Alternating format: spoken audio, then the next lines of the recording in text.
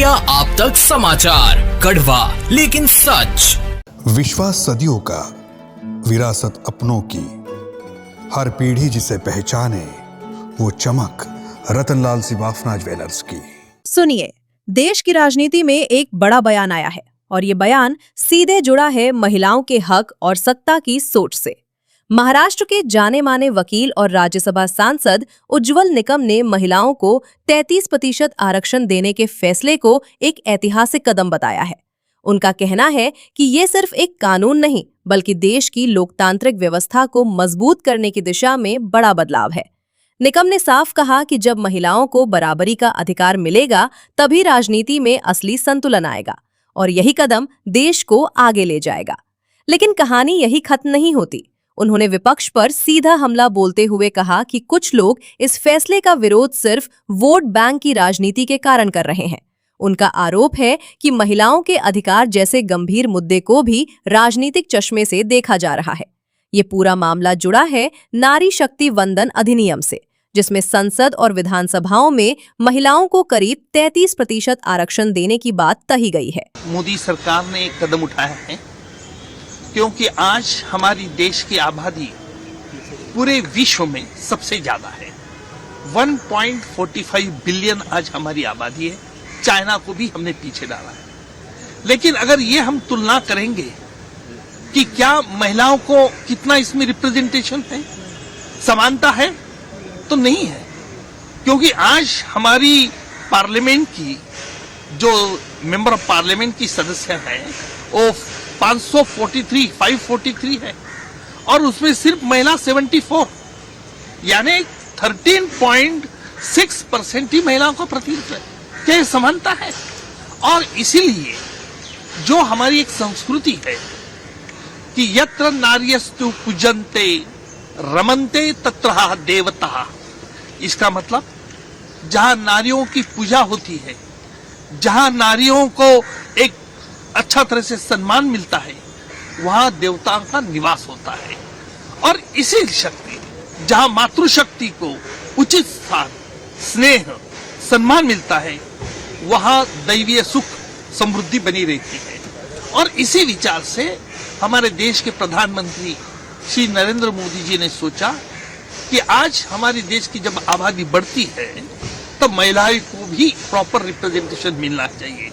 और इसलिए मोदी सरकार ने ये सोचा कि इस तरह से बिल पारित करने से न किसी का नुकसान होगा, लेकिन बल्कि महिलाओं को भी उनके जो सवाल है, जो बच्चों की समस्या रहती है, जो शिक्षा है, जो स्वास्थ्य है, उनके लिए भी उनको कानूनी अधिकार जो हमारे बाबा साहेब अम्बेडकर ने कहा था, संविधान में दिया है समानता का, वो महिलाओं को सही ढंग से समानता का अधिकार प्राप्त होगा। और इसलिए मैं बिल का ये बहुत स्वागत करूंगा और मुझे पूरी उम्मीद है कि बिल अच्छी वोटों से पास हो जाएगा। हमने देखा कि विदेश के तर्ज पर जो है भारत को विकसित करने का काम सरकार कर रही है। विदेश में हमने देखा कि महिलाओं को काफ़ी ज़्यादा प्रायोरिटी दी जा रही है। 26% महिला जो है वो वहाँ के मिलिट्री में भी है।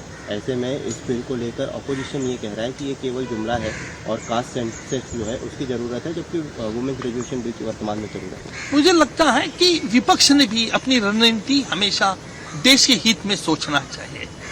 मैं तो उनको नसीहत नहीं दे सकता हूँ, लेकिन एक वकील होने की हैसियत से ये जरूर कहूंगा कि अगर वो कंपैरेटिव डाटा देखेंगे, अब अगर यूएसए में सिर्फ 100 सेनेटर्स हैं, उसमें से 26 यानी महिलाओं सेनेटर्स हैं, यानी और हाउस ऑफ रिप्रेजेंटेटिव 430 पर है यूएस में, उनमें 125 की महिलाओं को प्रतिनिधित्व है, यानी 30% है।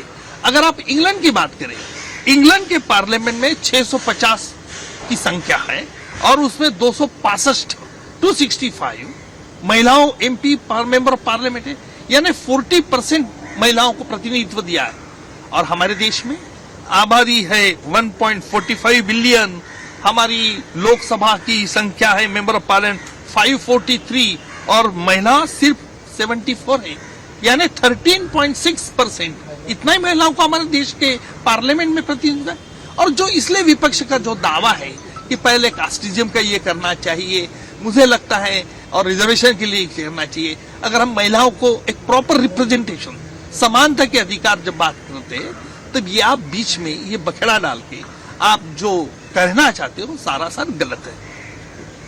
हालांकि इसे लागू करने से पहले जनगणना और परिसीमन जैसी प्रक्रियाएं भी जरूरी है। अब सवाल ये उठता है, क्या ये सच में महिलाओं के सशक्तिकरण की दिशा में ऐतिहासिक कदम है या फिर इसके पीछे भी राजनीतिक रणनीति छुपी है? क्योंकि एक तरफ सरकार इसे बदलाव की शुरुआत बता रही है, तो वहीं दूसरी तरफ विपक्ष इसकी टाइमिंग और मंशा पर सवाल उठा रहा है। तो आखिर सच क्या है?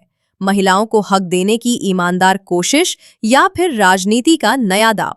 फैसला आपको करना है। ब्युरो न्यूज, इंडिया आप तक। भंगाळे गोल्ड जलगाव, सोनं खरेदीसाठी विश्वासाचं एकमेव नाव भंगाळे गोल्ड। इंडिया आप तक समाचार, कड़वा लेकिन सच।